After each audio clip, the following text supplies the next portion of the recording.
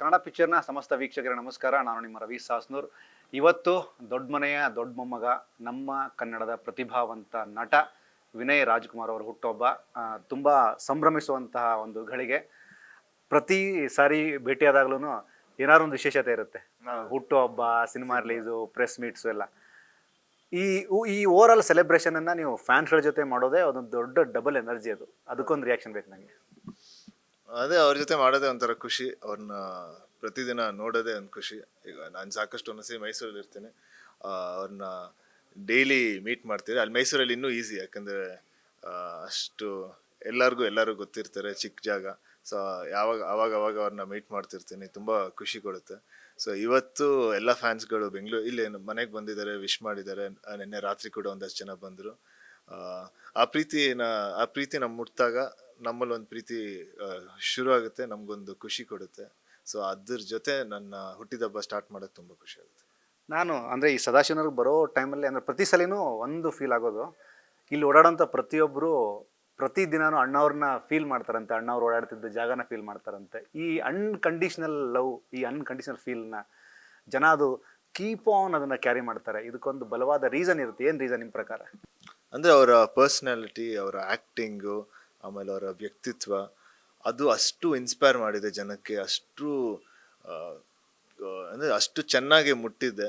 So ಅವ್ರದ್ದು, ಆಮೇಲೆ ಅವರ ಒಳ್ಳೆತನ, ಅದೇ ಮೇನ್ ಎಲ್ಲದಕ್ಕಿಂತ. ಆ ಒಳ್ಳೆತನ ಎಷ್ಟು ಚೆನ್ನಾಗಿ ಜನರಿಗೆ ಮುಟ್ಟಿದೆ ಅಂದರೆ ಅದು ಹಾಗೆ ಉಳಿಯುತ್ತೆ, ಇನ್ನೊಂದು 100 ವರ್ಷ ಹಾಗೆ ಇರುತ್ತೆ.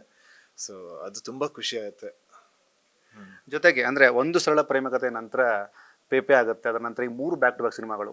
ಒಬ್ಬ ನಟ ಬ್ಯುಸಿ ಆಗೋದಕ್ಕೆ ಬೇಕಾದಂತಹ ಎಲ್ಲ ಎಲಿಮೆಂಟ್ಸ್ ಇರುವಂತಹ ಕಥೆಗಳು ನಿಮ್ಗೆ ಬಂದಿದ್ದಾವೆ. ಈಗ ಬರ್ತಿರುವಂತಹ ಗ್ರಾಮಾಯಣ ಬೇರೆ ಕಂಟೆಂಟ್ ಇದೆ, ಹನ್ನೊಂದಿತ್ತು ಕಾಲ ಬೇರೆ ಕಂಟೆಂಟ್ ಇದೆ, ಸಿಗ್ಲೇಟ್ ಬೇರೆ. ಈ ಬೇರೆ ಥರದ ಕಂಟೆಂಟ್ಗೆ ಒಬ್ಬ ಕಲಾವಿದಾಗಿ ನಿಮ್ಮನ್ನು ನೀವು ಅಡಾಪ್ಟ್ ಮಾಡ್ಕೊಳ್ಳೋದೇ ಒಂದು ದೊಡ್ಡ ಚಾಲೆಂಜ್. ಅದಂದರೆ ಎಂಥ ಸ್ಟಾರ್ಗೂ ಚಾಲೆಂಜ್. ಅದು ನಿಮಗೆ ಯಾವ ರೀತಿಯಾದಂಥ ಪೇಸಲ್ಲಿದೆ ಈಗ ಪ್ರೆಸೆಂಟ್? ತುಂಬ ಒಳ್ಳೆ ಪೇಸಲ್ಲಿದೆ. ಈಗ ಗ್ರಾಮಾಯಣ ಶೂಟ್ ಮಾಡ್ತಿದ್ದೀವಿ, ಇನ್ನೊಂದು 10 ದಿನ ಗ್ರಾಮಾಯಣ ಶೂಟ್ ಇದೆ. ಅದಾದ ತಕ್ಷಣ ಸಿಟಿ ಲೈಟ್ಸ್ ಶೂಟಿಂಗ್ ಸ್ಟಾರ್ಟ್ ಮಾಡ್ತಿದ್ದೀವಿ. ಆಮೇಲೆ ನಮ್ಮ ಅಂದೊಂದಿತ್ತು ಕಾಲ ಸಿನಿಮಾದ ರಿಲೀಸ್ ಕೂಡ ಇದೆ. ತುಂಬ ಚೆನ್ನಾಗಿದೆ, ತುಂಬ ಖುಷಿಯಾಗಿದೆ. ಎಲ್ಲ ಸಿನಿಮಾಗಳು ತುಂಬ ಚೆನ್ನಾಗಿ ಬರ್ತಾ ಇದೆ, ಮೂಡ್ ಬರ್ತಾ ಇದೆ. ಒಂದು ಶೂಟ್ ಮಾಡೋಕ್ಕೂ ತುಂಬ ಖುಷಿ ಆಗ್ತಿದೆ. ಸೊ ಅದೇ, ಈಗ ನೆಕ್ಸ್ಟ್ ಜನರ ರಿಯಾಕ್ಷನ್ ನೋಡೋಕೆ ನಾನು ಕಾಯ್ತಾ ಇರ್ತೀನಿ. ನಂಗೆ ಅನ್ಸುತ್ತೆ ಜನರಿಗೆ ತುಂಬ ಇಷ್ಟಪಡ್ತಾರೆ. ಈಗಾಗಲೇ ನಮ್ಮ ಅಂದೊಂದಿತ್ತು ಕಾಲ ಒಂದು ಸಾಂಗ್ನ ತುಂಬ ಇಷ್ಟಪಟ್ಟಿದ್ದಾರೆ. ತುಂಬ ಜನ ಅದಕ್ಕೆ ರಿಲೇಟ್ ಆಗಿದ್ದಾರೆ, ಪದೇ ಪದೇ ಕೇಳ್ತಾ ಇದ್ದಾರೆ. ಸೊ ಅದು ಕೇಳಿದಾಗ ನನಗೂ ತುಂಬ ಖುಷಿ ಆಯಿತು. ಜೊತೆಗೆ ಈ ಜೂನ್ ಅಂತ ಬಂದಾಗ ಅಂದರೆ ಇನ್ನೇನು ಮಳೆಗಾಲ ಶುರು ಆಗಿರುತ್ತೆ, ಸ್ಕೂಲು ಕಾಲೇಜ್ ಓಪನ್ ಆಗಿರ್ತವೆ. ಇದ್ರ ಮಧ್ಯೆ ಹೊಸ ಥರದ ಸಿನಿಮಾಗಳು ಬಂದಾಗ ಜನ ನೋಡ್ತಾರೆ ಅನ್ನೋಂಥ ಸತ್ಯ. ಜೊತೆಗೆ ಈ ಸರಿ ಜೂನಲ್ಲಿ ನಿಮ್ಮ ಜೊತೆಗೆ ಯುವ ಅವ್ರದ್ದು ಕೂಡ ಎಕ್ಕ ಬರುವಂತಹ, ಅಂದರೆ ಒಂದು ಕಾಂಬಿನೇಷನ್, ಒಂದು ಪ್ರೀತಿ, ಒಂದು ರೆಸ್ಪೆಕ್ಟ್ ಎಲ್ಲವೂ ಕೂಡ ಅದು ಜನ ಫೀಲ್ ಮಾಡ್ತಾ ಇದ್ದಾರೆ. ಹೌದು, ಎಕ್ಕ ಕೂಡ ಬರ್ತಿದೆ. ಇದೆ ಆಲ್ಮೋಸ್ಟ್ ಅದರದ್ದು ಶೂಟಿಂಗ್ ಮುಗ್ದಿದೆ. ಸೊ ಜೂನಲ್ಲಿ ಅದು ರಿಲೀಸ್ ಆಗ್ಬೋದು. ಜೊತೆಗೆ ನಮ್ಮ ಸಿನಿಮಾ ಅಂದೊಂದಿತ್ತು ಕಾಲನೂ ರಿಲೀಸ್ ಆಗ್ತಿದೆ. ಬಟ್ ಎಕ್ಕ ಸಿನಿಮಾನೇ ಬೇರೆ ಸ್ಟೈಲು, ಆಮೇಲೆ ಅಂದೊಂದಿತ್ತು ಕಾಲ ಸಿನಿಮಾ ಜಾನರೇ ಬೇರೆ.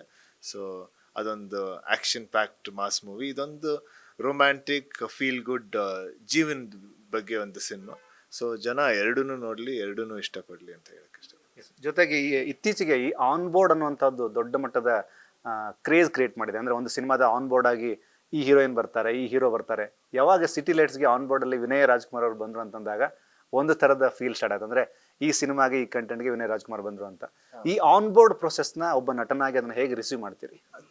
ಅಂದರೆ ಅದು ಸಿನಿಮಾ ಅದು ಸ್ಟಾರ್ಟ್ ಆಗಿದ್ದೆ ಹೇಗಂದರೆ, ನಾನೊಂದು ಪೆಪ್ಪೆ ಸಿನಿಮಾ ಮಾಡಬೇಕಾದ್ರೆ, ಒಂದು ಪ್ರಮೋಷನ್ ಮಾಡಬೇಕಂದ್ರೆ ಒಂದು ಇಂಟರ್ವ್ಯೂಗಂತ ಅವ್ರನ್ನ ಮೀಟ್ ಮಾಡೋಕ್ಕೆ ಹೋಗಿದ್ದೆ ಸಕಲೇಶ್ಪುರ್ಗೆ. ಸೊ ಅಲ್ಲಿ ಇಂಟರ್ವ್ಯೂ ಮುಗಿಸಿ ಒಂದು ಸಾಕಷ್ಟು ಟೈಮ್ ಸ್ಪೆಂಡ್ ಮಾಡಿದ್ವಿ, ಇಡೀ ದಿನ ಜೊತೆಗೆ ಇದ್ವಿ.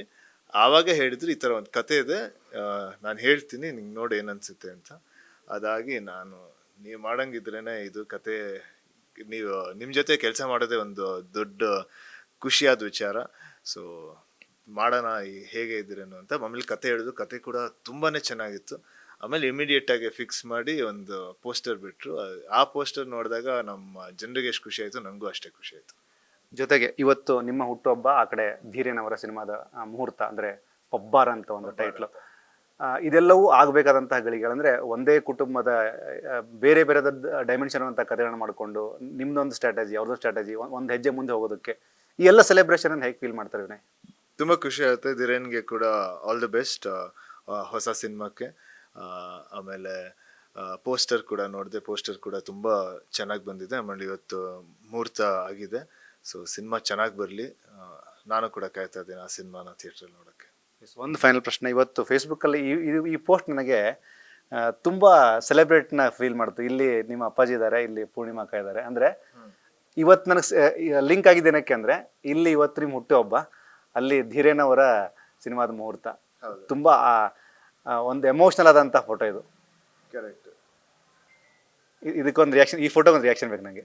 ಈ ಫೋಟೋಗೊಂದು ರಿಯಾಕ್ಷನ್ ಅದೇ ತಂದೆ ಆಮೇಲೆ ಪೂರ್ಣಿ ಆಂಟಿ ಇಬ್ರದ್ದು ಎಕ್ಸ್ಪ್ರೆಷನ್ ನೋಡೋಕ್ಕೆ ತುಂಬ ಖುಷಿ ಆಗ್ತಿದೆ. ಒಂಥರ ನಾರ್ಮಲ್ ಫೋಟೋಲಿ ಈ ಥರ ಒಂದು ಎಕ್ಸ್ಪ್ರೆಷನ್ಗಳು ಕ್ಯಾಪ್ಚರ್ ಆಗಲ್ಲ, ಬಟ್ ಈ ಫೋಟೋಲಿ ಆ ಎಕ್ಸ್ಪ್ರೆಷನ್ ತುಂಬ ಚೆನ್ನಾಗಿ ಕ್ಯಾಪ್ಚರ್ ಆಗಿದೆ. ತುಂಬ ಖುಷಿ ಆಗುತ್ತೆ ಈ ಫೋಟೋ ನೋಡೋಕ್ಕೆ. Yes sir, thank you so much, thank you so much. Happy birthday sir, thank you so much. ಇದಿಷ್ಟು ವಿನಯ್ ರಾಜ್ಕುಮಾರ್ ಮತ್ತು ಕ್ಯಾಮ್ರಾ ಪರ್ಸನ್ ಹರೀಶ್ ಜೊತೆಗೆ ರವಿ, ಕನ್ನಡ ಪಿಕ್ಚರ್.